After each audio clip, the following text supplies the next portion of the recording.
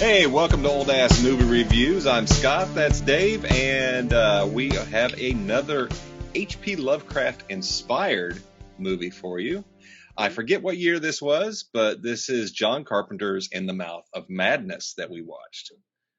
1995, I think. That feels about right. Feels about right looking at Sam Neill's age. So we have... It cracked me up when he sent me a text that Vigo, the Destroyer, is in here. And it's like, why does that guy look familiar the whole time I'm watching this movie? Right. So we have, in this movie, making special appearance is Moses in that corner in the red trunks and Vigo and the other with blue. Get ready to rumble! Too bad they're not on screen at the same time. Oh, man, that would have been fantastic. Yeah. That would have been freaking fantastic. This is definitely a Carpenter film all the way. Starts off with a rocking soundtrack that is definitely Carpenter. So this is a different movie. What do you think? I went into it with many... What's the word I'm looking for? I didn't want to watch this movie. I'll be honest with you. After watching that last H.P. Lovecraft, and then I remembered you said that it was a Carpenter movie, not actually an H.P. based on H.P. Lovecraft. It was just kind of a mishmash, and it was like an homage that Carpenter... Homage, if you will, yeah. So I was like, okay, this is Carpenter. He'll have a little bit of humor in it, which he did have some... He had some good moments in there. Things that I found funny that I probably should not have found funny.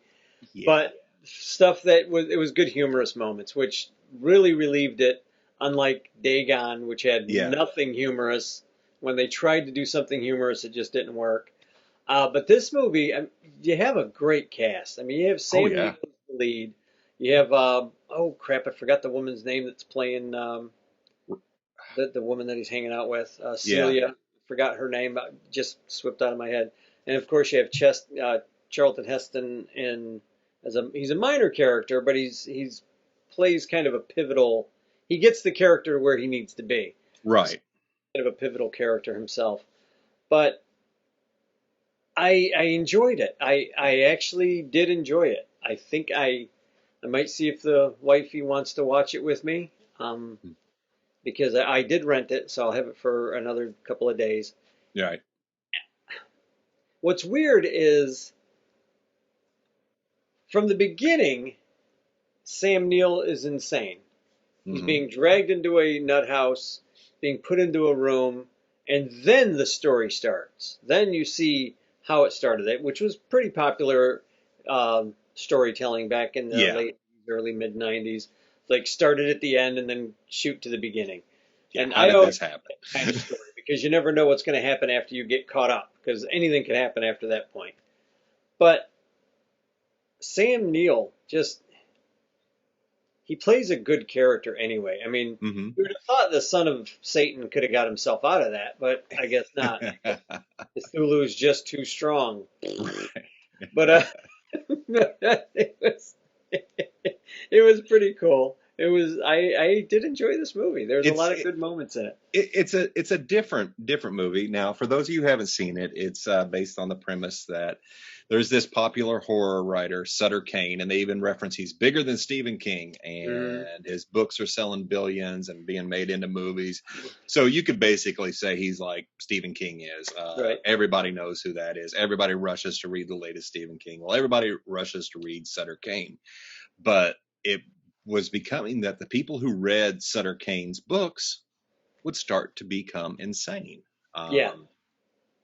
And it just kept going deeper and deeper.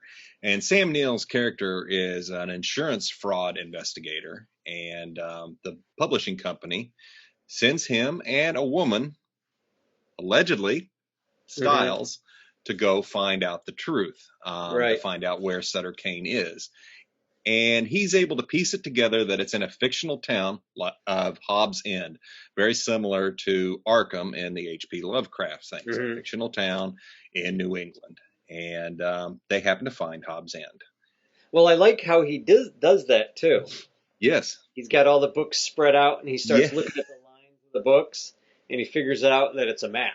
Like, he starts trimming all the book covers and then puts them together like a puzzle. And he figures out where Hobbs End should be. And they're not having any luck finding it. No. That's an And interesting. it just happens. Bit. This is a hard movie to explain. Yeah. It really is, because I think what's happening here, and my take from it is, and you go back and look, well, near the end of the movie, well, actually, Sam Neill's character, Trent, is tasked with by Sutter Kane, once he finds him, to bring the manuscript back to the publisher so it can be made into a movie. Then everybody will see it. Right. Everybody will go insane, and the elder gods will rise. Which look like a bunch of fish people again. Yeah. That's an H.P. Lovecraft thing. I don't understand it. I don't know what mental problem that man had with fish. Maybe lot. He had an allergy. I don't know. But it's fish people all over again. Very Cthulhu-esque. Very. Tentacles galore. Very. So that was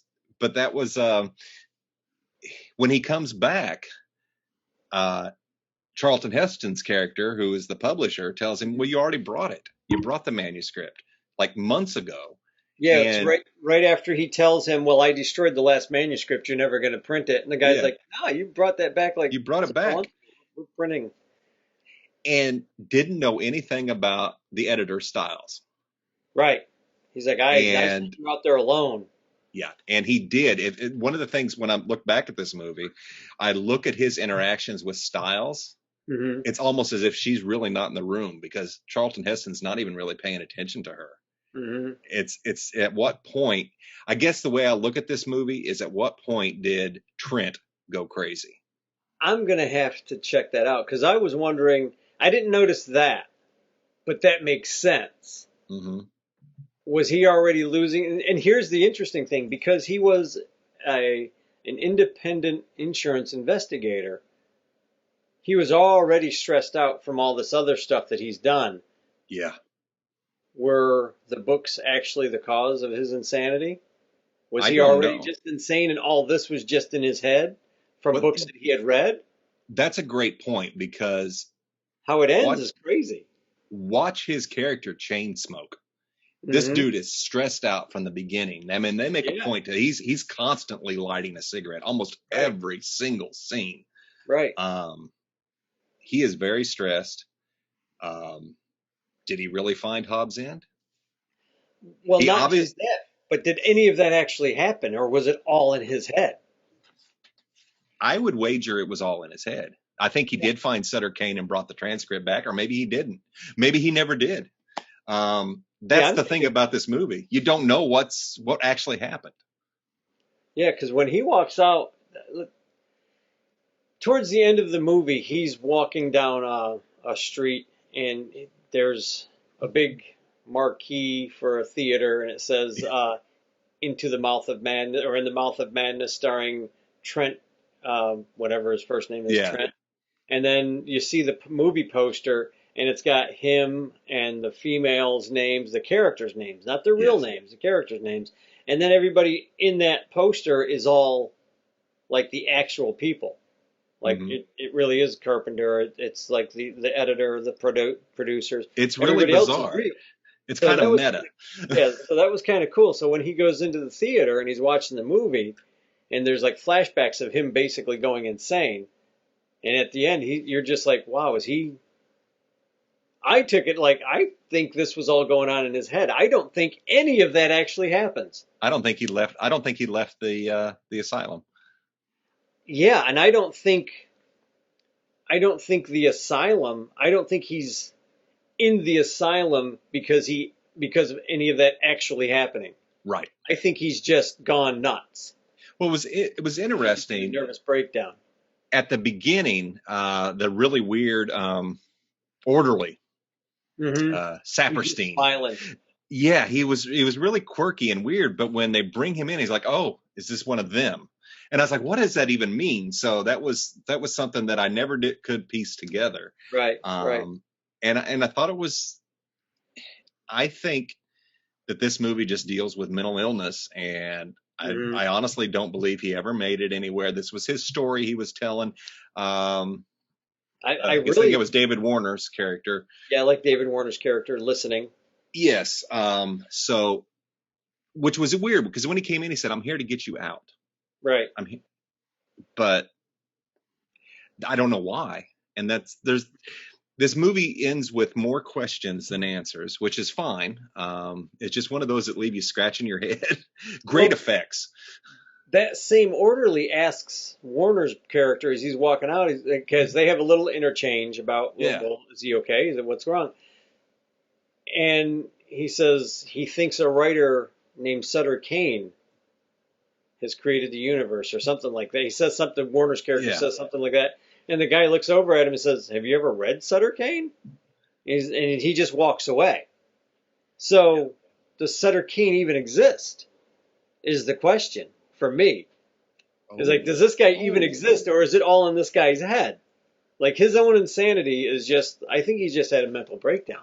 Yeah. I think he just, for whatever reason, because of all the insurance claims that he found and all the people, dirty, scummy people. And he says that, like, nothing would surprise him. All people are basically would do something evil if they had a chance.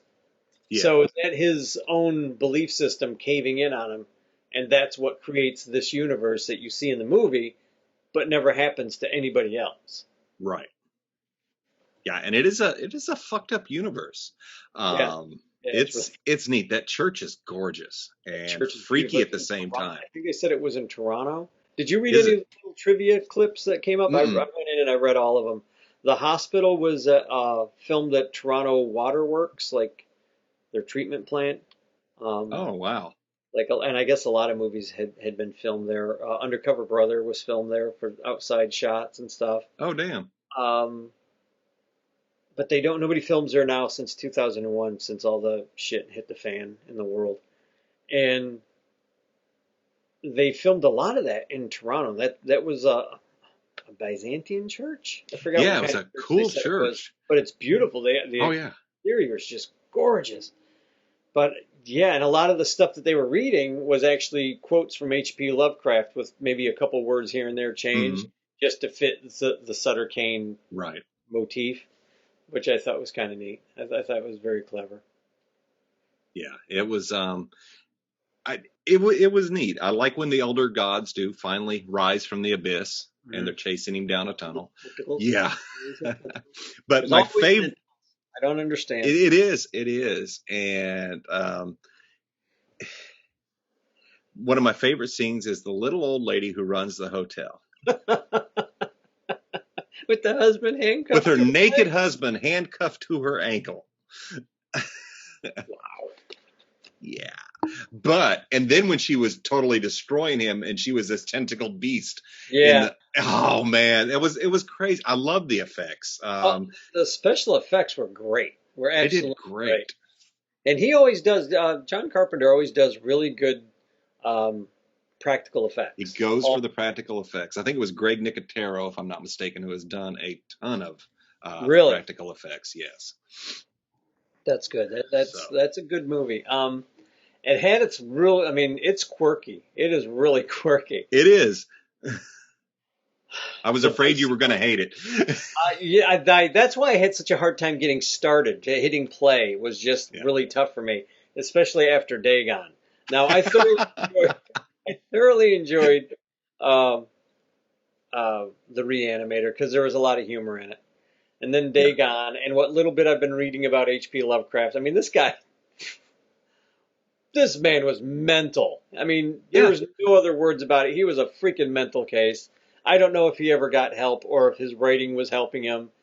I can't imagine trying to have a conversation with this guy in real life. If you can base his sanity on his works, I don't know if I'd be able to sit in the room with the guy. But then again, he may have just been the nicest, sweetest fella on the planet. I don't know. I know nothing about H.P. Lovecraft other than what little bit I've read about him in the movies that I've seen here lately. Yeah. But if I had to bet, and I'm not a betting man, but I'd wager a paycheck that guy was totally insane. And he had a thing for fish. And he had this, he thought fish were evil, especially squids. I don't know what the hell that was about. Now, squids. There's a movie that I brought up every time we talk about H.P. Lovecraft, and I'm going to recommend it again. It's Underwater with Kristen Stewart. And this movie reminds me of that because when I finish that movie, I'm sitting there thinking, did that even happen? Right. And that's all I'm going to say, because I don't want to spoil that movie, because it's very new. It was like last year. Right. So it's the same thing. I left that at the end of the movie. It's like, we're dealing with mental illness again. And it's very interesting. I like this movie just because it is so freaking out there as far as you got great performances all around. They really sell it. There wasn't a bad actor in that movie. Vigo was really good. Yes. His name is Werner von Holm, I think is what his name is. That's the guy who played Vigo. Yeah. I may have the name wrong. I'm sorry if I do. See, I'm gonna have to go watch Ghostbusters 2 now. I saw him whenever he shows up at the church and he's like screaming for his kid or whatever. There's a little kid in the church door, and I'm assuming he was going to get his boy back. Yeah, it was interesting. He said first the kids. They took the kids. Yeah. And then, and like Dagon, there's transformation happening. Yeah. There's something here. Would you willingly want to look like that? I mean, would you go, yes, Cthulhu, make me look like a big freaking squid? I want. No, I wouldn't. I'd be like, nah. No. Gotta pass. I'm going to pass on the big squid. I'm going to pass on squid things. I don't get it. I don't. I'll keep my soul. Thanks a lot. Yeah. I mean, you're going to have to get something really good to look like that. How is that? No. No, I'm sorry. Give me your soul and you too can look like me. But Professor Zyber.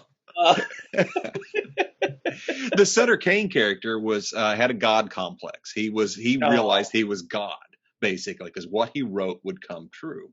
And I thought that was the power of the elder gods. So he's not really a god. They gave him that power. Yeah, which I thought was neat when he tore that doorway away and it was manuscript. That was cool. That was a nice stat. That was a nice ripping. Yeah, I like that. Again, it's just more. What are we seeing? And Sam Neill's character goes to the hole that's in the wall that is the manuscript, and he's looking in, and the girl starts reading the manuscript, saying what he's doing. That was and creepy. It's like, oh yeah, that would be kind of creepy. That was creepy.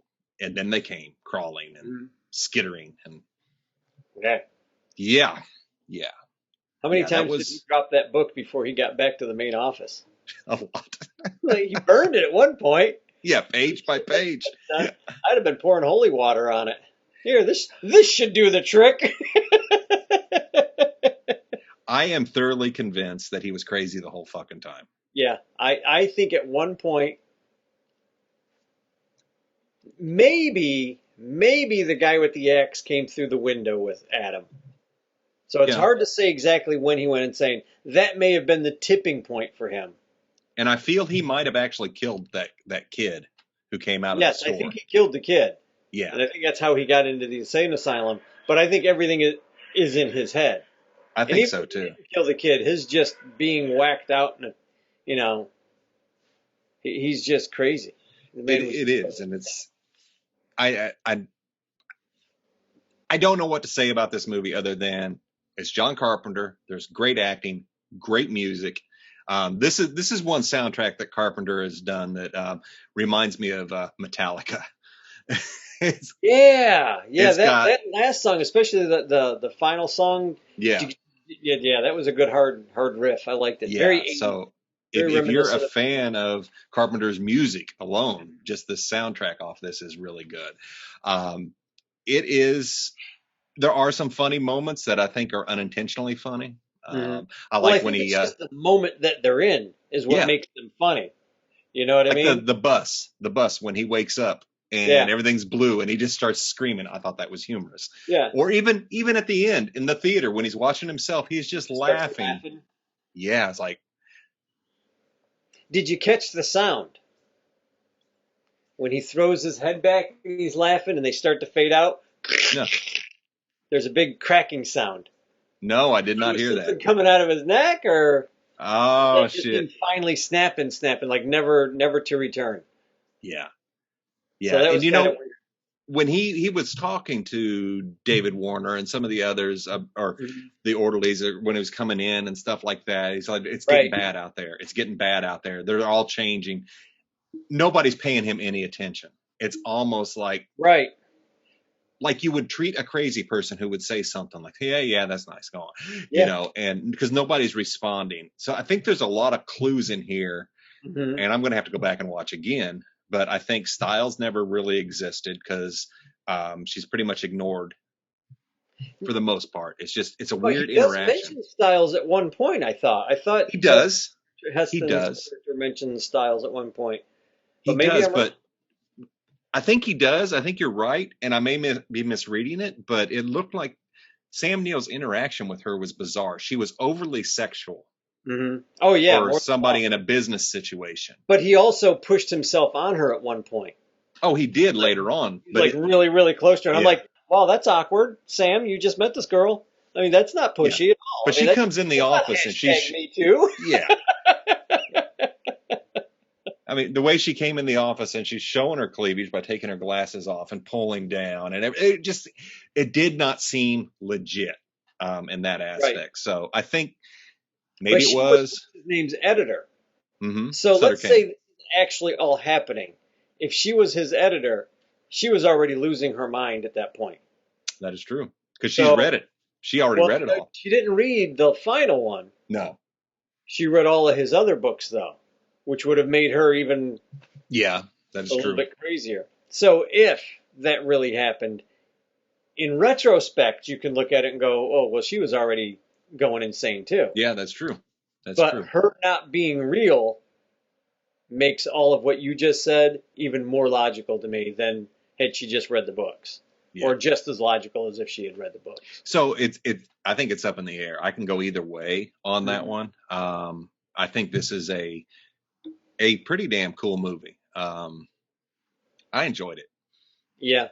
The crossover to where what was dreaming and what was reality and all that really started splintering. Yeah. And that's why I think at the end when he's just kind of walking around the streets and it's all empty, there's a Twilight Zone, the first episode of the original Twilight Zone, where the guy's walking through the streets and everything's empty. Yeah. And that's all in his head because he's actually asleep in a room because they were testing an astronaut to go to Mars, and he's actually just having a nightmare. So I'm wondering if the same kind of thing is happening to Sam Neill. They put him in the mental institution, they locked him down, and he's just really closed in on his own brain. Because he was saying that humanity's going to go away and there's going to be a new species. Well, you didn't really see the new species other than the things that were chasing him. Yeah. Oh, that was one of the things that Styles had said to him, and I'm going to paraphrase this because I wrote this down 10, 15 minutes after she said it. Right. She's talking to him and she said, if you found yourself to be the last sane person and everyone else was crazy, you would find yourself locked in a padded room. That's right. That was the conversation that they had in the car. Yeah, so a little foreshadowing there. Yeah. And he is like the last sane guy. Yeah. Maybe. If you're the only sane person on an insane planet, who's insane? I thought it was pretty telling. Yeah. Cool flick. It's bizarre. That's the second time I've seen it, and I pick up more stuff watching it, and I need to watch it again. I had heard of this movie, but I'd never seen it until you had said, hey, we're going to do this movie. And I was like, oh, this is going to hurt. Okay. See, it wasn't that painful. Like I said, I had to think, okay, this is John Carpenter. I like most of John Carpenter films that I've seen so far in my life. And he does it in a very... And when he is hitting you over the head with something like Message, it's never that horrible. I mean, it's not like you're like, oh, you just took me out of the moment, you know? Like we've seen some movies where you're just like, oh my God, relax with the message telling. Yeah. But John Carpenter has always been very entertaining with his. Yes. Like in They Live, very entertaining. You get the message, you see what they're talking about, and he's a great storyteller. He puts things together in a way that's feels this is going to sound horrible, and I'm not being derogatory toward John at all, but it seems average. And what I mean by that is No, no, this is this is yeah, the everyday stuff. This is how people would be acting. This is how yeah. it's not. Yes, some of it's over the top and stuff, but when you got such great characters as Snake Plissken, Jack Mhm. Burton, Roddy Piper's character, just those Yeah, who are real. They hurt, they bleed. They're yeah, not yeah, superheroes. yeah. Um, Well, they are super heroic, but they're not gods among men, yes, yes, which is yeah. They're your average Joe, except for Snake Plissken, who's like yeah. trying to kill everybody in Snakes. the room. He's a Yeah, little bit. He's a little bit. I mean, yeah. they need to do one more Snake Plissken movie with Amen to that. with They can with do what, it. yeah, with what's his name as the star. Yeah. They don't need to do a rehash or reshoot with anybody else. No, They need to let him have his third movie and a happy ending. I think we talked about that in the past. we have, and I am all for a Snake Plissken 3. Yeah, you just call the movie Snake. I agree. Just And call he's it. going to be escaping from Earth. Oh shit, Mars is the last colony. Yeah, That'd be fucking great. That's yeah. great. I love that. I love that. So, anybody listening, John Carpenter, you got one more in you. If anybody could pull that story plot twist off, it would be John Carpenter. Mm-hmm. And there you go. You still end it with Snake Plissken and his wife on Mars, walking along, just like in what was that, Gladiator, where he's walking Yes, in through the the field. or the field of, and he's just walking, touching everything, and that's where you end it. Yeah, That'd be beautiful, good. That'd be a nice shot. beautiful. So, final thoughts on Mouth of Madness? Uh, yeah, I really enjoyed it a lot more than I thought I was going to. I'll be honest with you. I really did have Good. a hard time getting started on this. I really put it off as long as possible after Dagon. I was just like this, oh. But then I had to think about it, who was directing. He gets Mm-hmm. good writers to do good Yeah. stuff. I don't know how much input he has with any of his writers. I imagine quite Yeah, I a don't bit, know. because he is who he is. The story will leave you scratching your head because I'm still scratching my head Yeah, trying to figure it out. I'm not sure if it actually happens or if it's all in the guy's head. I think it's all in the character's head. I'm going to agree I with think you. it's all in Trent's head. I think Yep. Sam Neill never left the insane asylum. I think he was going crazy already. Whether he killed the one kid or not, I don't know. Whether the character of the writer even existed, I don't know. Because when those two at the end, the doctor and the intern or whatever, have their conversation, Yeah, it left me kind of like, what? it was odd. Like the doctor didn't even know who the guy was. Yeah. Do you read Sutter Kane or Yeah. whatever, Like, have you ever read him or something like or that? something like that? Yeah, It was the way he says it is almost like, who the fuck is this guy? Who's Sutter Kane? Kind of a question, like, you know what yeah. I mean? But yeah, I liked it. I enjoyed it. I would say if you like John Carpenter and if you like just weird, twisty, uh, out of left field kind of things happening, yeah, definitely watch this movie. And the little lady at the Oh, hotel, she's creepy. great. She's creepy from that get go, man. My Yeah, husband doesn't like to smoke. Could you not smoke in here? yeah. I'll find out he's chained naked to her ankle right beneath the desk. Kicking him underneath the desk. Yeah, Weird. very weird. I'm going to second that. I like this movie just because it's one of those is like, what the fuck did I just watch? And Yeah. not in a bad way. Not in, oh Right. God, I just wasted all this time. It's like, wow, Yeah. this leaves me thinking. And every time I've seen this now, I'm left scratching my head even more with Mhm. more questions. And I guess next thing you know, I'm going to be seeing fish people and going insane. I hope not. Fish people. Fish. Fish heads, fish heads. I'm going to do it again. But thank you, Billy Mummy, for putting that song in my head. Yeah. So that's a yes watch if you Yeah. want something weird. If Yeah. you want something And weird. if you're a Sam Neill fan, you'll probably like this too. It was good. It Yeah. was. It's entertaining, if nothing else. Now, Sam Neill does another movie, which is one of my all-time favorites, called Event Horizon. And it also has just imagine this in space. Here's my only problem with Event Horizon. And I think I've watched it 1.5 times. I think I got through it the second time about halfway, and I was like, I can't do it. I think the problem for me with Event Horizon, and so many people just look at me like I'm insane when I say this, and I start turning into a fish person, is I think they showed too much. I think they showed and told too much in that. Like whenever everything is dark and they turn on the lights and you see all the blood splattered all over everything, and you can see it.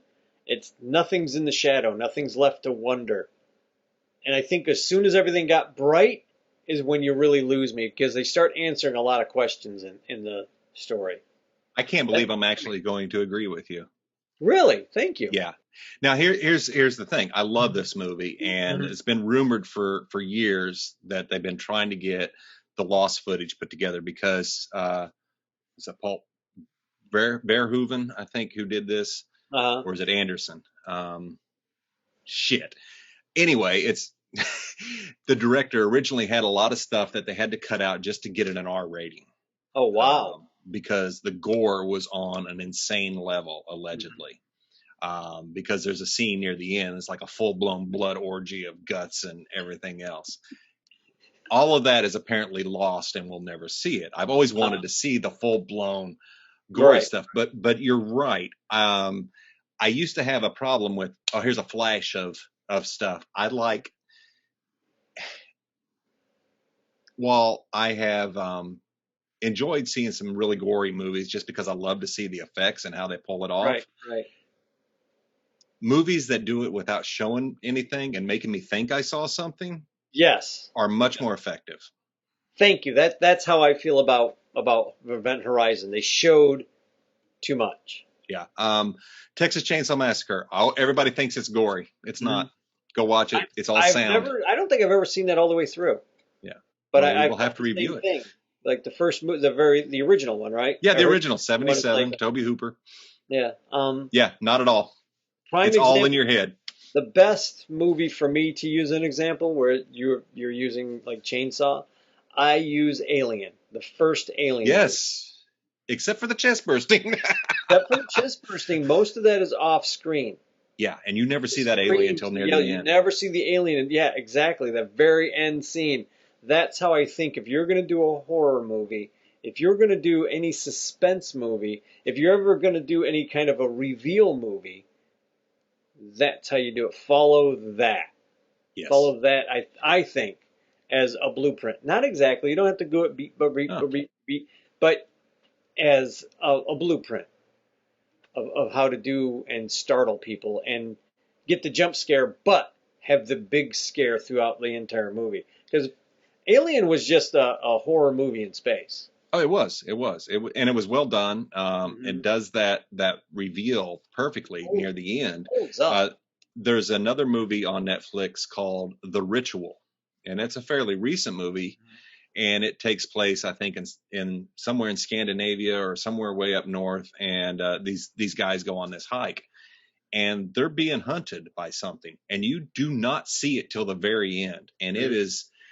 When you see every frame, that creature is in the frame, but maybe in the background, something moving, and so it builds so much suspense throughout that whole damn movie. So by the time it finally shows, it's like, it's you're worn out from watching it, and I agree. That's yes, I'm with you, and as much as I love gore, I agree with Event Horizon. It's still one of my favorite movies. I do want to see it in its full-blooded glory, which we won't.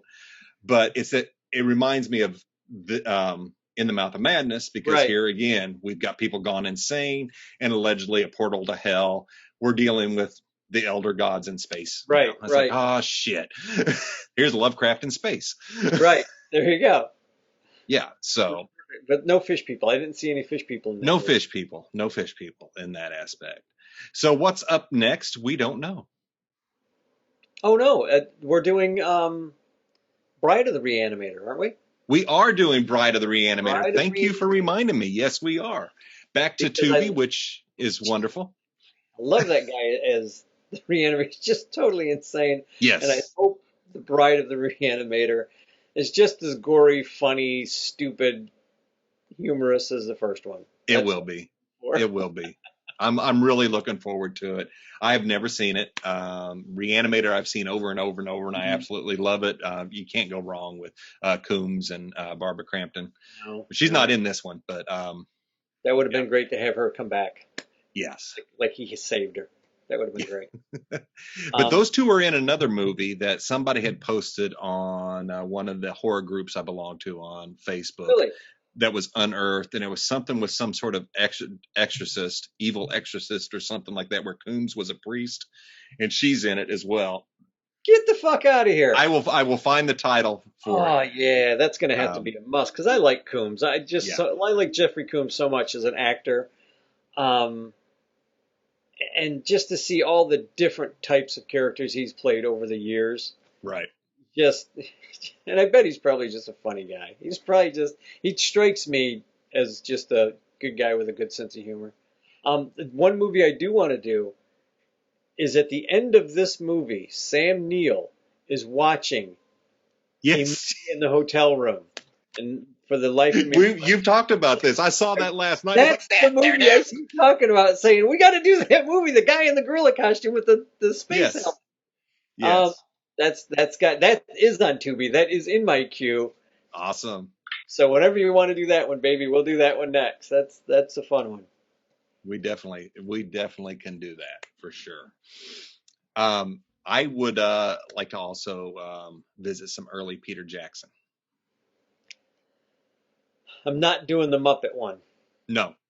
I'm not doing the porno Muppet one. That was just insane. I watched it once. I felt 30 for a week. No. Yes. I have never seen it. I will watch it on my own time. But God. I'm going to tell you right now, don't. Everybody's told me that, so that means I have to. I'm just going to say don't. I know you're going to. It's beyond awful.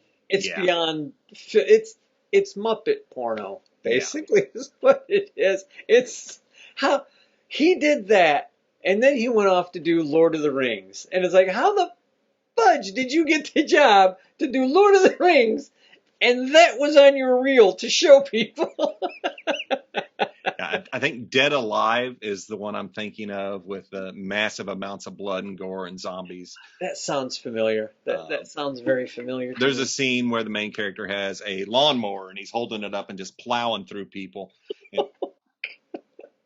But I really want to go. I'd love to talk about Frighteners. We can watch Frighteners because it has Coombs. I love Frighteners. That is my every Halloween. I have a list of movies that I go through. That is on my list of movies to go through. I haven't watched Frighteners in years, so we will definitely do that. So next week, we will be up with Bride of the Reanimator. And then we'll move away from H.P. Lovecraft because I don't want more fish people. God, fish people. If you're a fish person out there listening, I have nothing against you. It's the H.P. Lovecraft's version of you. I'm sure you're all very nice fish people. Yeah, I'm sure you are. So all of you Atlanteans, we love you. Yeah. And to my fellow cephalopods, we will see you next week. That's a big word.